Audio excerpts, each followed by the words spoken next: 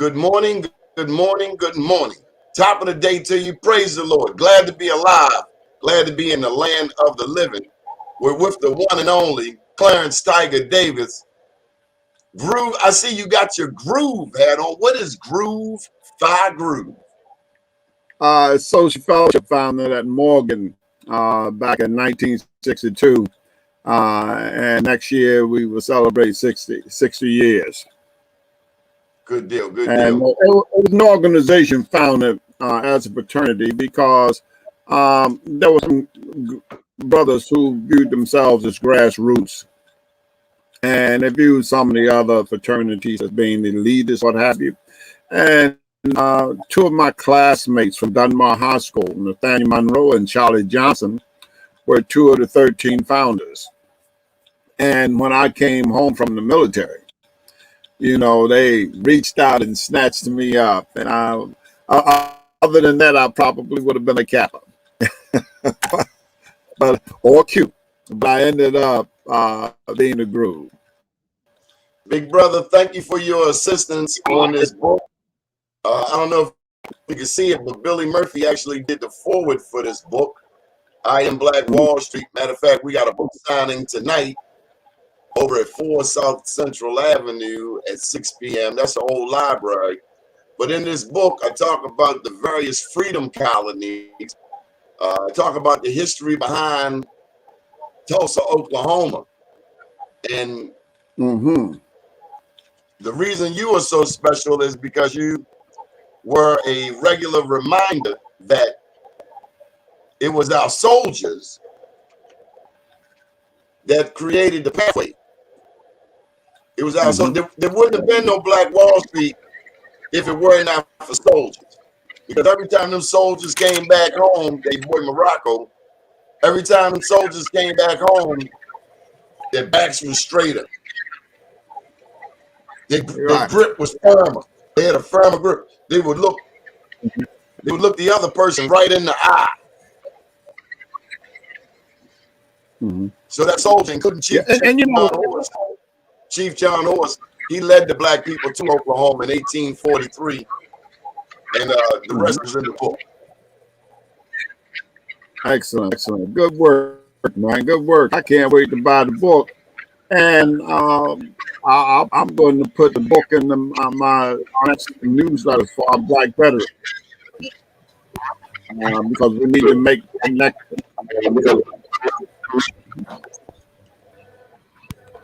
So look here, we're gonna go around the horn. Good morning, everybody. Mr. Bob. There you go, Mr. Bob. There you go. A little bit more, Mr. Bob. Morocco, you too. Adjust your camera. You got no headroom. You got too much headroom. Morocco. All right. See when we put Morocco, I want you down there. Got greetings from Sylvia and Michael Haney. Okay, Mr. Bob. Good morning.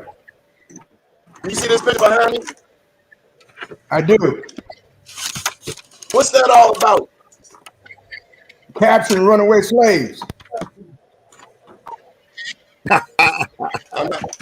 I'm not a slave, Mr. Bob.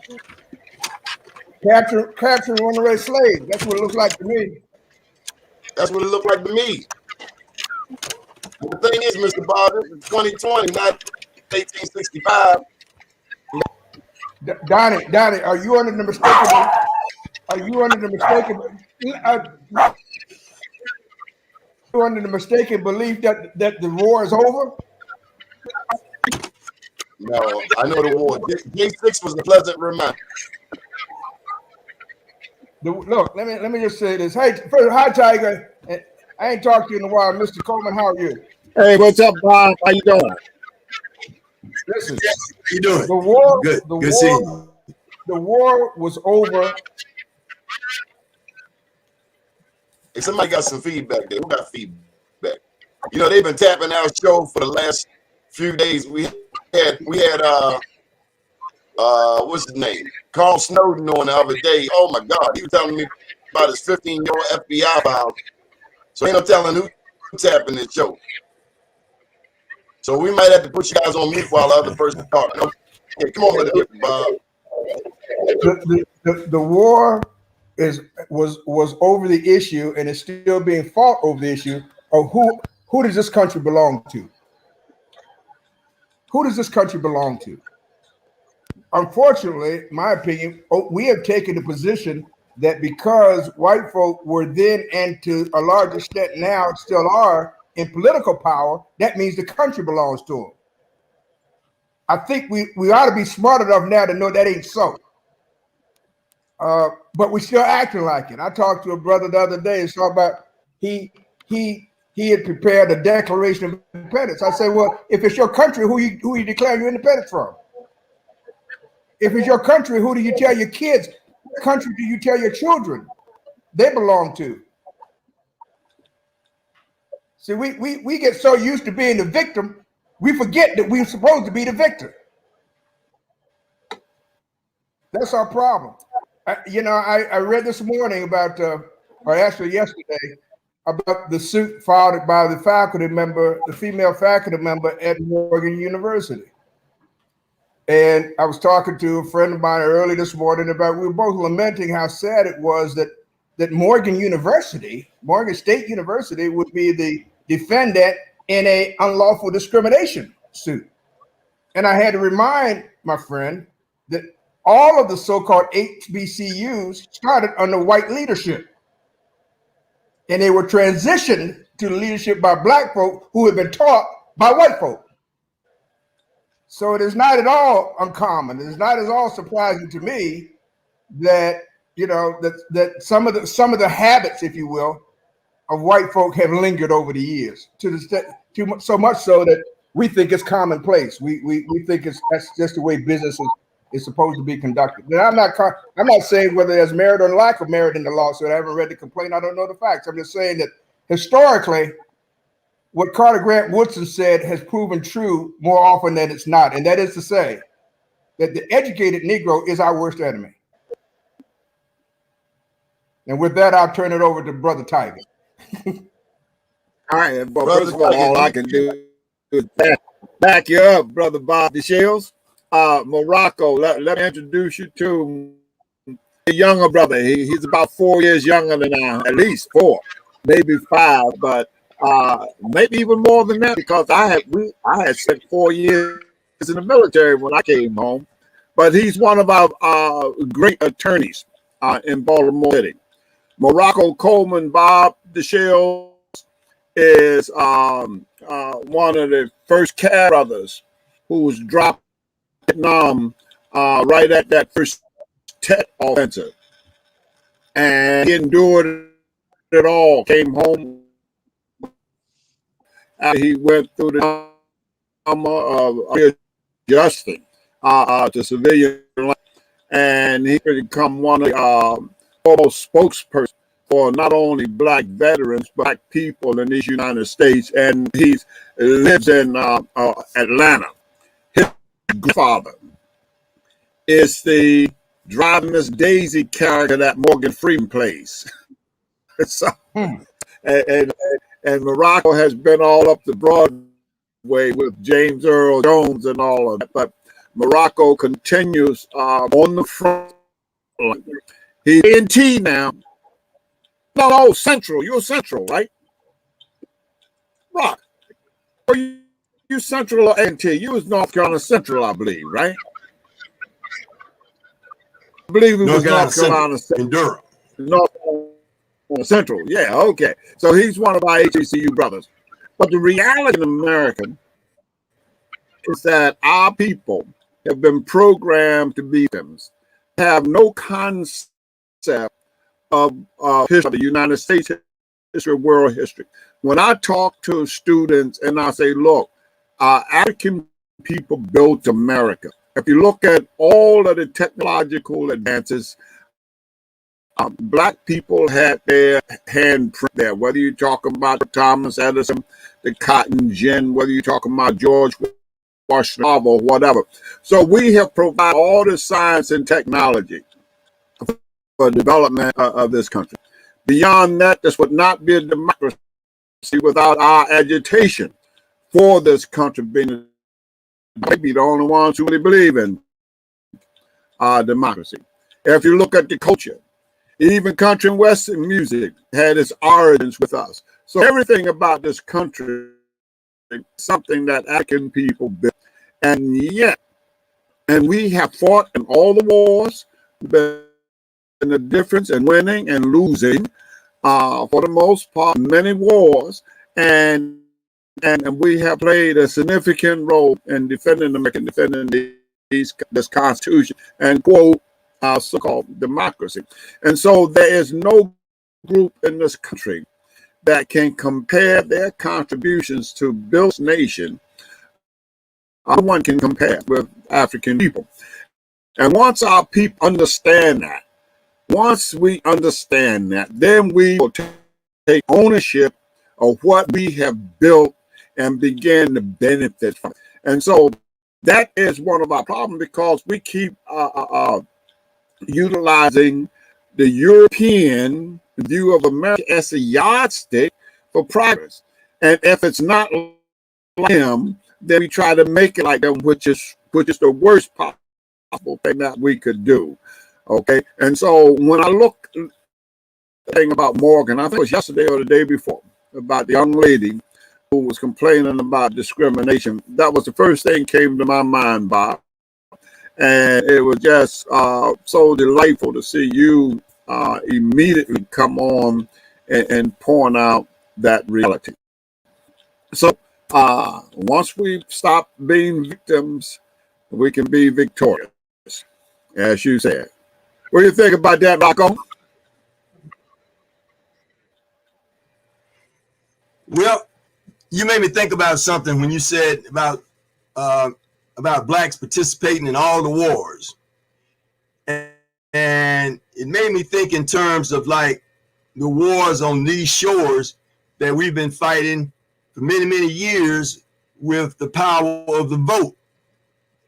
We have fought and died trying to establish that ability to vote, and it's brought us all the way till today, and we can see how that war is perpetuating itself, because today we are still fighting for the war of the vote, and it shows how powerful it is. Also, we've just had a law passed. They're passing a law here in Georgia where everyone has heard about it, where you can't go to somebody in line and give grandmama some water to drink, or to assist someone, and then if they don't like the outcome of the vote, then it's turned over to the Secretary of State, or if the Secretary of State is not viable enough, then they can push it on to another factor that can switch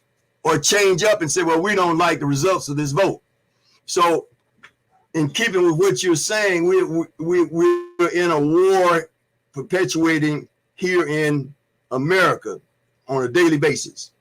And in tying with what you said and what Attorney Dashiell said, we need to take ownership of who we are, whose we are, and what we are.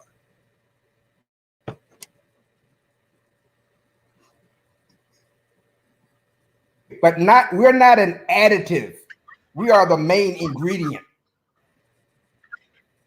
We're not the stuff to sprinkle on after the meal is fixed. We're the stuff that you got to put in the bowl to make the meal. And we always have been there. The only thing we have never gotten is paid for our services. We've never gotten paid for our services. America, this America, our America owes us a debt that has to be paid. There's no way around it. When I said before, in 1862, when they passed the Homestead Act, they gave all the settlers moving west 160 acres apiece, 270 million acres of land given away to white settlers. Tiger, did your family get any?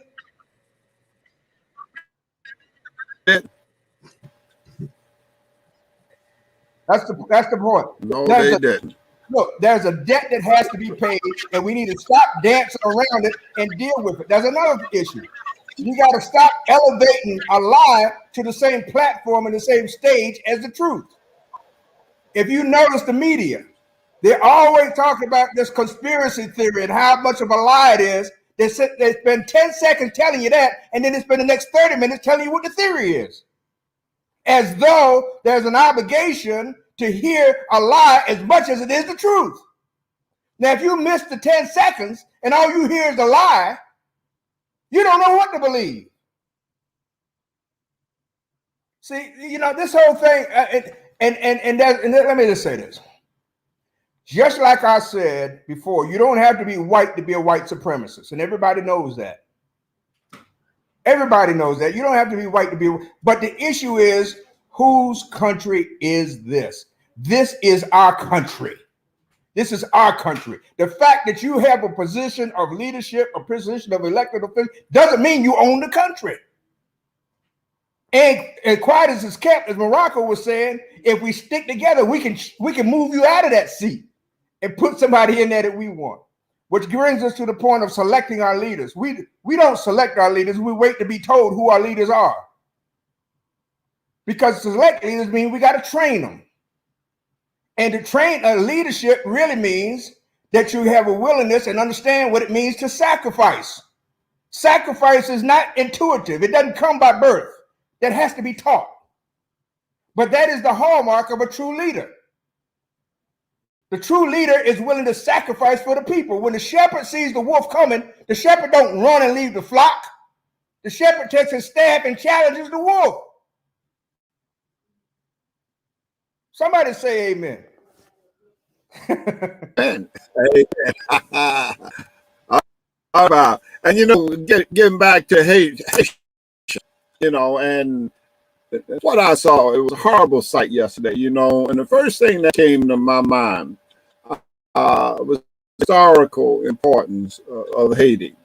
You know, in 1791, the first successful slave revolt in the Western Hemisphere began, and it concluded in 1904. And Haiti attempted to build a democracy or democratic society of free people. But Haiti, as time moved on, was dominated by the United States, who sent troops down there. Okay, and so any problems that exist in Haiti because of that old colonial mentality of domination by for lack of a better term, the Western powers, and in particular the United States of America, because the United States put in governments down there and they helped to maintain certain governments. And Haiti has been fighting to get free from all of that for the past 40 to 50 years.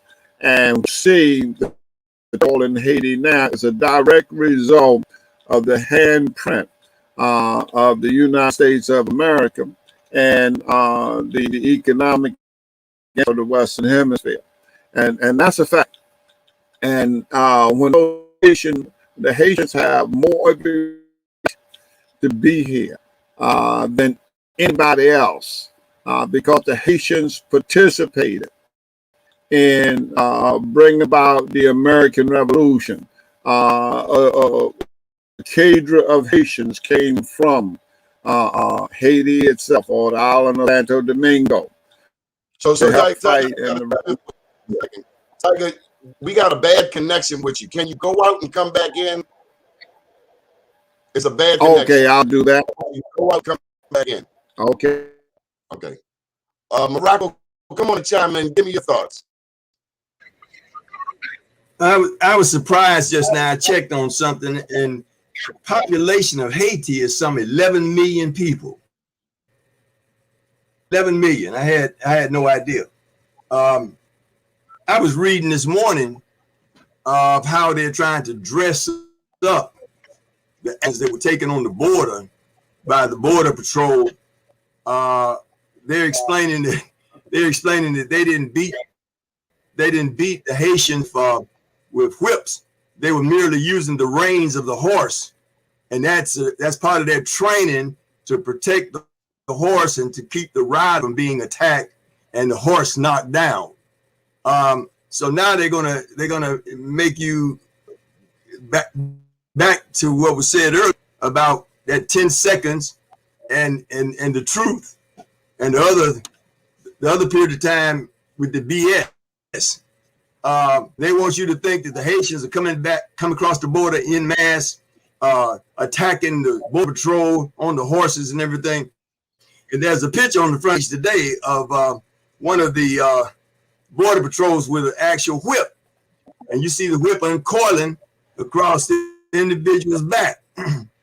So again, the 10 seconds of the truth, and then the rest of the BS starts to be enforced, and they're going to paint the Haitians. They're going to paint the Haitians as these invaders, trying to take over America, come in here like the Mexicans and take over jobs and et cetera, et cetera.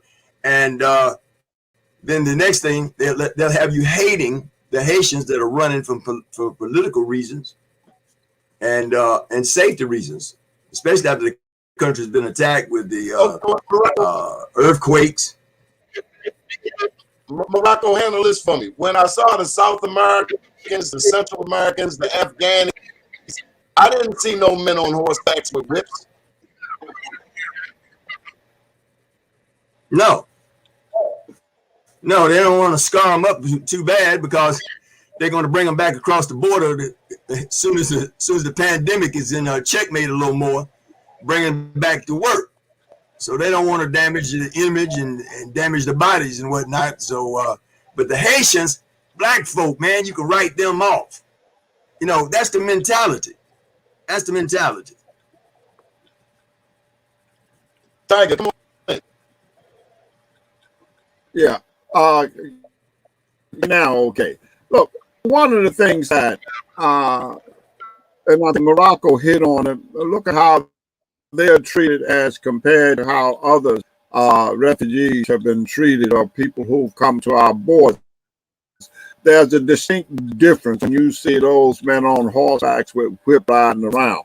Now, they are beating up on people who have more of a right to be here than anybody else. The Haitian Revolution, which kicked off in 1791 and concluded in 1904, defeated the colonial power, and it was the first successful slave revolt in the Western Hemisphere, and the folks set up a democracy there. And what happened is, or free society, and what happened is the United States then began to intervene and exercise exorbitant control over the destiny of the Haitian people. In fact, they even controlled the National Guard, and we always set troops down there whenever we thought pressure needed to be applied or what have you. We used economic pressures as well. And so whatever happens in Haiti is a direct result of the behavior of the United States, who sought to maintain economic control. Now, we still control the Dominican Republic as well. But the Haitian people, during the American Revolution, was dispatched to South Carolina and other parts of the United States to help fight to bring out an open and free society in America. So the Haitians have an ownership of this place called our democracy. They can check the history on that. Now, not other people, I don't, Europe or wherever, they're not added any kind of contribution that can compare with that of the Haitians. And the Haitians have a right to be here. That's a legitimate, shall we say, the turmoil there. Considered political prisoners or what have you. And so, we got a horrible connection, big brother. It's breaking up. We'll try to get it later, okay? Mr. Bob, any thoughts on, the Mexicans, the Guatemalans, the El Salvadorans, they all come here. I didn't see no horses. The Afghanis, I didn't see no horses. I didn't see no men on horseback. What do you make of this? Well, I mean, look, it's you. What you see is a disparate treatment of people based upon the extent to which we classify them as human beings or just animals. That's what you're seeing. And let me and also now the Haitians. I'm not going to do. I don't believe anybody has a right to come here, because the fact of the matter is, when people come, they impact upon the systems that are in the place where they are. And so they have to be, that system has to be regulated to some extent. I don't care where you come from. But here's the thing. The Haitians are the ones who are coming as a result of circumstances over which they have no control. They're coming here as a result of a series of natural disasters. The Mexicans, the Central Americans, and everybody else are running from political circumstances that they have the responsibility to correct in their own country. Well, this is the part I want to ask you. I know you're not necessarily a geologist or study the land, but how the hell did Haiti keep getting earthquakes and the Dominican right next door don't get no earthquakes? Is this man-made? You're right. You're asking the wrong one. You're going to have to ask a higher authority than me on that issue. But I would tell this: the situation in Haiti is not directly or not necessarily exclusively an impact of the United States influence. Really, the French have a far greater impact on what's going on in Haiti than anybody else, because the French send an invoice to Haiti to pay for their own freedom, which bill they didn't pay off entirely until 1974, with some financial assistance from other countries, including United. And that's when the United States impact was felt the most during that period. But I don't know what causes earthquakes. I don't know what causes floods. I don't know what causes hurricanes. All I know is when they happen, we can't do a damn thing about them. That's all I know. Morocco, any thoughts on Haiti, Dominican Republic? Why they keep having earthquakes in Haiti? Is this man-made?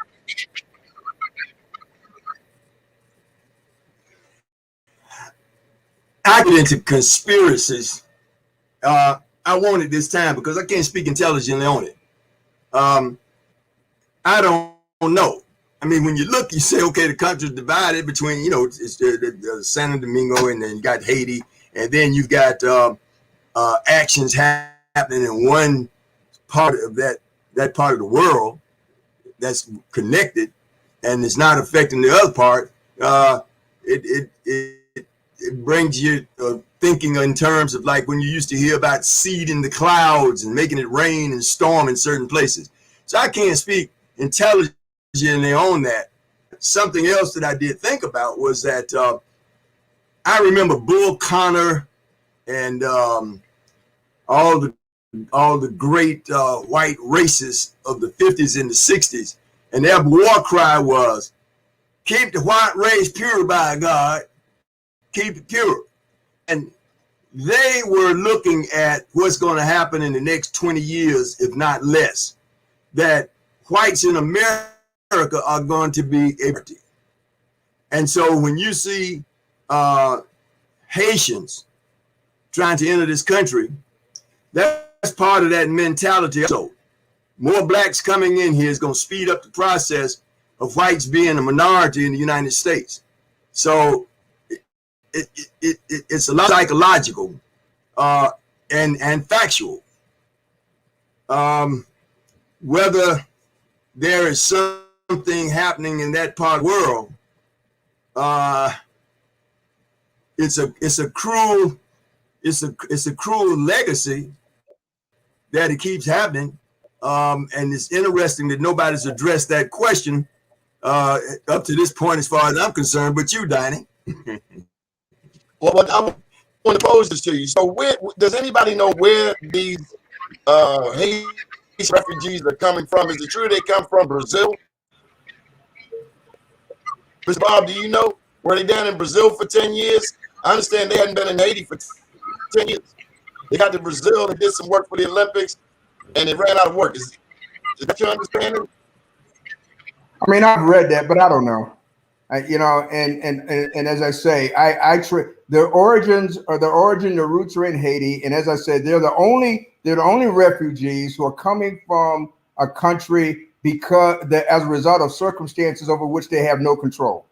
They had no control over the natural disasters, the hurricanes, the earthquakes, the things that have occurred in Haiti. Those are natural disasters, and they come because as a result of those disasters. The other folks that we talked about are fleeing political circumstances, which they got to fight their own battle over. If they got a corrupt government, I can't fix that for them. They got to stay there and fight their own battles. And we can't have everybody who doesn't like the politics in their country to come here trying to thinking the politics here are any better. First of all, they're not. Second of all, they're not going to get better globally unless they stay and fix it in their country. Because when they fix theirs and I fix mine, and together we fix the world. But if everybody keeps running here, trying to fix it here, and we don't do anything to affect or impact what's going on in their country of origin, then we haven't fixed anything. Okay. What about the Biden response? Either one of you gentlemen can take that. The Biden response, where is he on this? I think the Biden response has been near missing. And here's where I look to see the possible impact of his advisors on him. See, Biden is living in an era that's past. Biden is living in an area he comes from an era of compromise, of a time when there was a middle ground, a time when people were willing to exercise common sense. Unless he didn't he didn't get the email. He didn't get the notice. That time passed when Donald Trump became president. So he's living in an era that's already passed. What I expected to see is people around him who know that the times have changed to advise him. And I don't see that. I particularly don't see it from his vice president. Mm.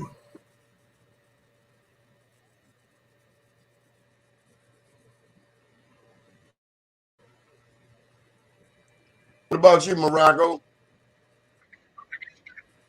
I agree. It's a kind of a hard pill hour, because I'm looking for more. I did see where, as was just stated, his advisors are now looking into it because it's becoming a public embarrassment, a national embarrassment. How those people are being treated, and the world is looking and seeing, why are they being treated so harshly and so differently from others that come to that border? You haven't seen the same thing. You haven't seen the same types of attacks. Morocco, let me just jump in. I expected to see a press conference last night. I'll be damned. You put whips in men on horseback. I expected to see a statement last night from President Joe Biden that wouldn't be in there if it weren't for black people. I didn't see such a response. I see him talking about all this other stuff, but nobody seems to understand how seriously black people took that violation of human rights yesterday. And it's appalling. I didn't really hear much of it. Ilhan Omar, is that her name? I saw her make a statement a day and a half ago. This is an Iranian American. Where's the Black Caucus? I was just thinking about that. And the Black Caucus now is winding up, and I would have expected a response from them even quicker than the president, and nothing's happening. And I think people are looking. They're just glancing at what they're seeing. They see the big headline, Haitians being whipped on the border, etc. But it's like a fleeting glance, and people zooming on to the next spasm. Now the attention is starting to gain and the momentum about it. And now you're going to start hearing and seeing people step forward and condemning and talking about how awful this is. But it's taking voices like yours to point out the hypocrisy of what the leadership is doing and not doing. Attorney Dashiell, where's the outrage? Donnie, I haven't heard as much from the Black Caucus since the pandemic caused them to cancel their annual ball. Okay, I haven't heard much since then. And I suspect now they are quiet because they don't want to upstage. They want to give the vice president an opportunity to show her blackness. And I'd like to see it too, to tell you the truth. I'd like to see it. And I'm giving the caucus the benefit of the doubt. The fact of the matter is, I think we're afraid, Donnie. We're afraid to speak the truth. And there are too many that don't know what the truth is. But even among those who know, who in their heart of hearts know, we're afraid. We're afraid to lose what we, quote, gained. We're afraid to move from our position of comfortability and peace and engage in the war. We're almost like Top Gun, where Tom Cruise bailed out and left his boys up there until finally something hit him and said he had to re-engage. The war is still going on. You still a fighter. Somebody needs to send out a memo. There's a war still going on, and we still need soldiers. And we got to fight. And it's a perpetual fight. It's not an event, it's a process. Because the war is over whose country it is, right? Who owns the country? And that issue comes up every 4 years, nationally and more often locally. So it's a continual battle. You can't, this is not something you win. This is something that you fight on a regular basis. Just like you never leave home without your American Express. You never get up without a willingness to engage, because the battle awaits every day. Morocco, I can see the wheels in your brain turning. Come on in. Yeah, I agree, and it's a sad. You were sold. It's a sad. It's a sad commentary. Tiger and I both chair boards on the Congressional Black Caucus there in D.C. And I'm having some angst with what I'm seeing. I don't even know what the big was this year, what the theme of the caucus was, and it's mighty quiet with them right now. And as the attorney said, they're not engaging. Political. I don't want to rock the boat right now. Let somebody else handle it, and nobody's handling it.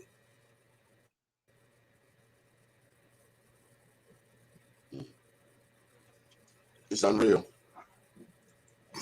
It's unreal. So where do we go from here, Attorney Dashiell? One heart at a time, one mind at a time, one day at a time. That's where we go. We go to do the next right thing, and hopefully we'll meet somewhere in the end. But we gotta start with the end in mind, Donnie. We just can't keep, this goal of making things better ain't enough. Things got to be, our goal is to make things right, not better, but right. Well, let me ask you this, Attorney Dashiell. When Congressman John Lewis went home, we were reminded of what a great congressman can be. Maybe we put the wrong level of confidence in our congressional people. Could we be misled by what we think an elected official is supposed to be about? I mean, you look at the city of Baltimore, you got blacks in every dominant position. You look at Atlanta, where Morocco is, blacks in all of these dominant positions. But what does it mean for the rest of us? I see them okay, but I'm wondering how strong nepotism is. Is nepotism more important to us than actually being a servant leader, Mr. Dashiell? Well, Donnie, just because we got the same skin don't mean we the same kin. See, that's another issue. We went to the same HBCU. We pledge together. We go to the same church. We celebrate blackness. I mean, what am I missing?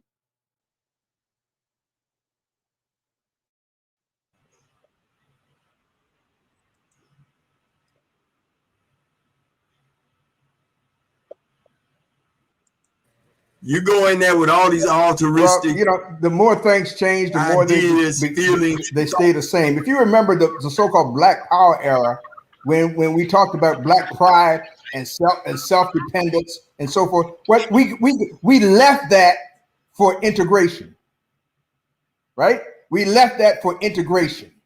And what does that get us? The integration means we're supposed to become invisible. That's supposed to be a day when there's no difference in, we don't make decisions based upon. But the fact of the matter is that God intended us to be different. He didn't fall asleep and leave us in the oven too long. He is not colorblind. We live all our lives trying to be something that we weren't intended to be. And then we wonder why it ain't working. It ain't going to work because it was not his plan for us to be the same. It's okay to be different. Being different don't mean you're inferior. You don't hear anything about the Drew Academy right outside of Atlanta.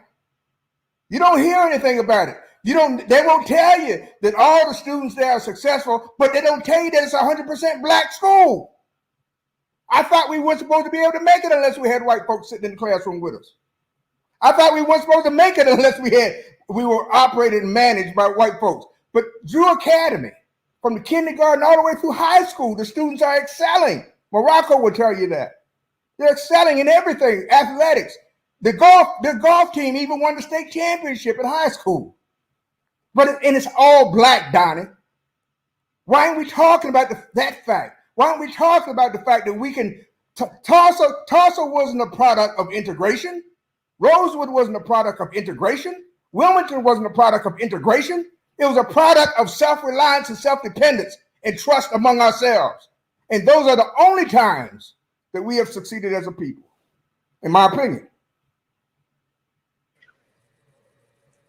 Morocco. And politically, we need to start looking much closer to those that we elect and put into these positions. Care if it's the local dog catcher. We need to start now looking instead of a popularity contest or what they like kind of contest. We need to truly pick leaders and those that are going to carry out the mission from a political standpoint. Because to me, it appears that, okay, you got these great ideas and all these altruistic movements you want to make. Then you get into the position, and somewhere up in there, they take you in a room and tell you about the beautiful suits you can get and about the perks and the et ceteras, and let you know that you're not going to come in there and change a system that's been into existence for over 200 and something years. And so you got to play ball. And so what we need is like leaders, man. Folks are not going to be compromised.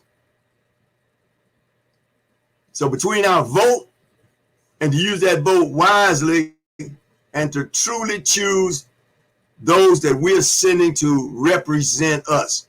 And when you look at it, think about how many people have made a career of it. You got career politicians been there 20, 30, 40 years.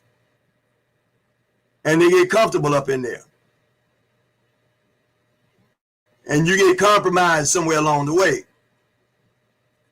So that's the vote, the power of that vote, and the power of electing and sending people to represent us that we know they're going to engage. Come on in, right Ty. now, it's evident that some of that is missing. Okay. All right. I'm hoping that this will be better. But listen, the discussion has been right on point with regard to the question of how we perceive ourselves. And that is a major problem. And I think that is where our problem is. For instance, we get lost, and I tell the story about issues that I have seen. People make decisions based on what the Democratic Party want as opposed to the interests of Black people. Now, or the interests of labor as opposed to the interests of Black people. That's only one issue for us, and that is our issue, Black people's issue, because we have labored in this country from day one, and we'll never reap the benefits of our labor. And that is where our problem is. Now, listen, I admire, love John Lewis, Elijah Cummings, all of them. But when it comes to, our struggle, give me a Philip Randolph, give me Paul Robeson. These were the people who were in the forefront. These were the people that history tends to bury. And that is criminal on our part, because it is our responsibility to tell our story and to define what our issues are. Look, on the issue, and I had many battles in Annapolis because we had a shot to get some bids from slots, and everybody knew that slots was coming.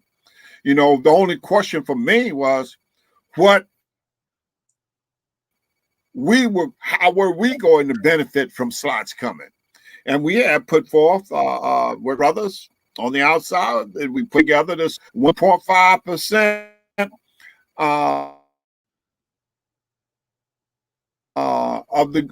of should be taken off, put into an African Americans. I was in the office at the time, and that's what we were discussing. Now, 1.5% of $2.5 billion is like $30-something million going into an economic development fund for minority and small businesses. That was our interest. What did we get out of slots, man? I don't care whether it was a Republican or who in office. It could have been a guy in office. But the issue was, what were we going to get out of this thing? And what was our needs? Everybody understood that, in order to build the African-American society what it should be, there had to be some kind of economic development. You can't have the development in a society if you don't have access to capital. The banks ain't going to lend you no money. This was our shot right here. All would have gone and Stanley Tucker shop. Now, here's how that would have worked.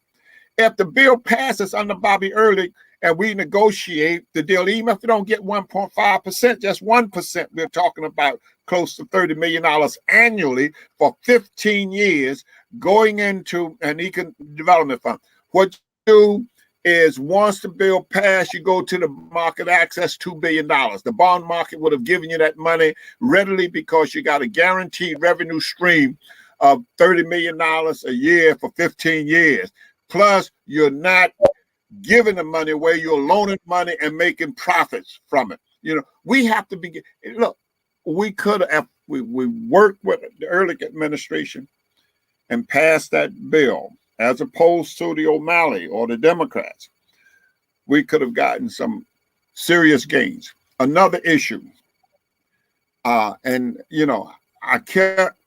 continued to bring before the caucus the problem back in 1984, 85. The way the caucus dealt with me was, okay, you form a task force. They give it right back to you, right? Form a task force. So what we do, we form the task force. I got the welfare rights groups and all the groups across the country, across the state. We had a 3-day conference at Dundas School where we had professionals come in. We came up with an agenda, and the Black Caucus would not even allow us to present it, because what they did, they accepted the white woman's thing now, and they couched the teen pregnancy issue and the abortion issue. And the two were totally separate. What we found was that wherever we found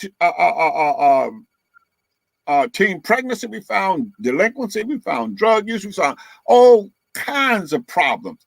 And what we also found was, wherever there was a problem, there was some group that had an economic interest in dealing with the problem, and they was fighting for their economic survival, not necessarily to solve our particular problem, okay? Because we always look to somebody else to do for us what we do for ourselves, okay? And we put forth, a budget, everything. We never got a chance to present it.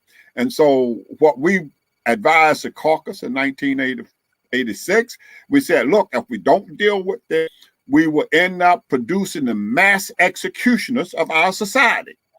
Now, this has come to fruition at this particular point, because the other thing we saw was that we had not come to grips with the reality of what integration meant. You know, we traveled over to our enemies, the future's our kids. And what did we expect to come from that? And you know, integrate, I'm not knocking integration, yes, but we should have been on top of what that really meant. And believe me, if we ever stop listening to those social engineers and begin to use our common sense in terms of our experiences here in America and develop our own agenda and our own priorities, we're going to continue to go round and round in this circle, okay? Because the power will glorify those African Americans that they want you to follow. And anytime the system or what have you glorify someone, you better check them out. Better check them out. I mean, they buried A. Philip Randolph, didn't they? They buried Paul Robeson, didn't they? And all of the other giants. I mean, look at all the other people that they've buried who have stood steadfast on the front lines fighting for the liberation of African people. We first got to free our minds. I mean, we celebrate African American History Month every year, and the teachers who are promoting it don't even know who Carter G. Woodson is. That's how simple-minded the processes are in the African American community. How can you even talk about Black History Month without talking about Carter G. Woodson? You see, I'm glad. And then we said, I want to end this off on a positive note, and so watch this. Yeah. Mr. Dashiell, what book inspired you the most as a teenager? The Bible. The Bible inspired me most, and I tell you the story that inspired me most in the Bible. I don't know the chapter and verse, but was the one where Jesus went into the inner halls of the synagogue and turned the tables over because he was pissed off.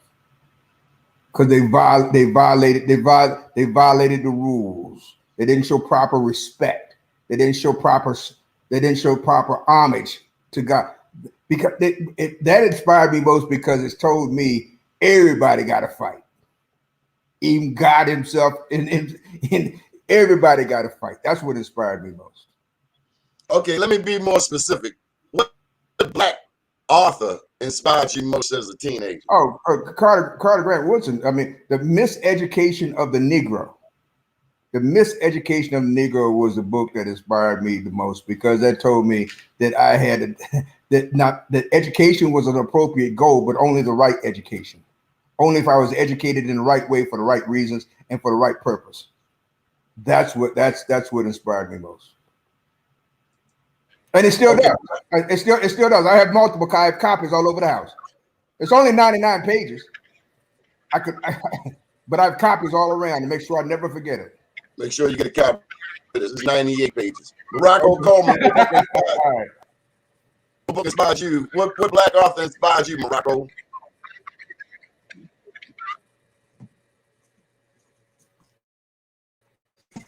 The top,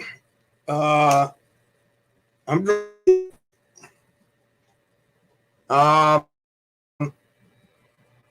getting out of high school, man. The one that moved me the most was Fire Next Time, James Baldwin.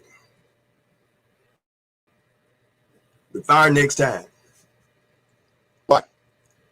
And it is emblematic. It is emblematic of the white system. What it gave me a preview of like what I was existing in that didn't fully understand. What brought Fire Next Time more succinctly to me was when Emmett Till was killed, and so it helped me to put some pieces together and to understand this integration system. And as stated before, integration was a shaky kind of thing. Desegregation was the power play. Desegregation, tear down those walls and those doors, man, where I can go over there and get whatever I want and come up back to the west side. But many of us integrated and went over there and assimilated. So the Fire Next Time gave me insight at a young age of what this grown folk thing about discrimination and what happened to Emmett Till, and what to know what was coming. Also, a point history. We've gone from, in less than 50 years, we've gone from learning Latin and Greek to remedial English. So history, when you saw recently where, I forgot the term it was used, but to teach Black history in schools, for the system and the white folk to fight so hard to stop that from happening, give you some insight also.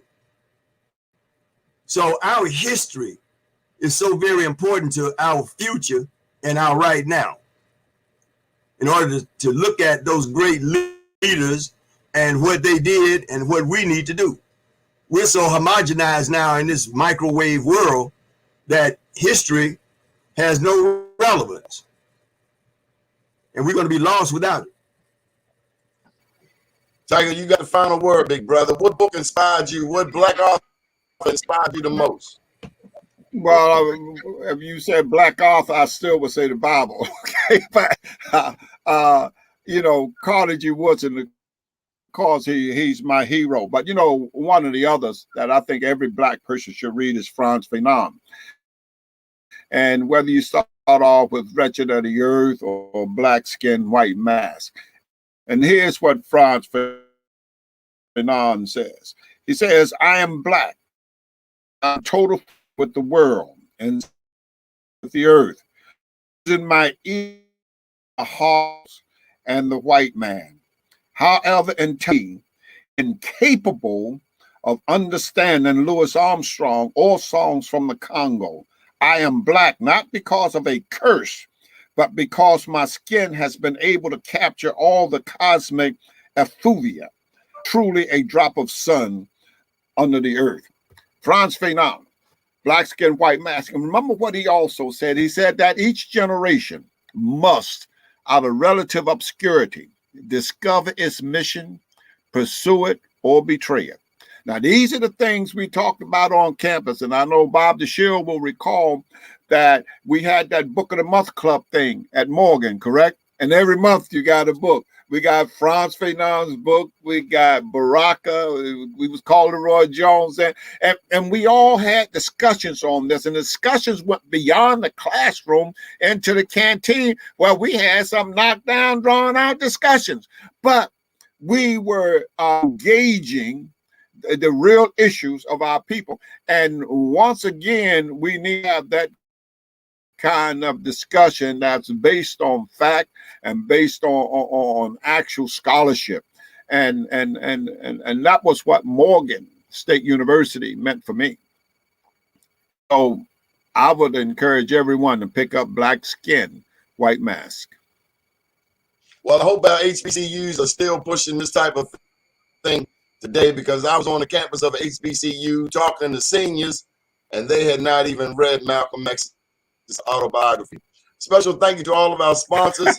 Ms. Sylvia, she's been the biggest fan today. Yes, Frantz Fanon was banned in a lot of schools and libraries. Folks, pick up a book, learn about your history, learn about the Haitians. They led the most successful slave insurrection in the Western Hemisphere, and an inspired slave insurrection throughout the rest of the Western Hemisphere, including the Second Seminole War, which was the largest slave insurrection in the United States, right out of Florida, against people like Andrew Jackson, who thought that we were animals and savages.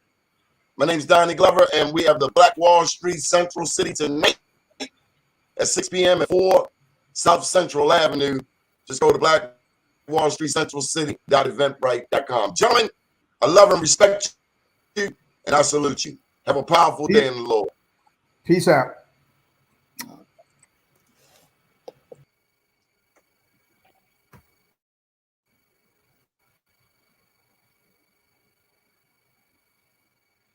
Donnie, good show. Bless you, big brother. Thank you. We just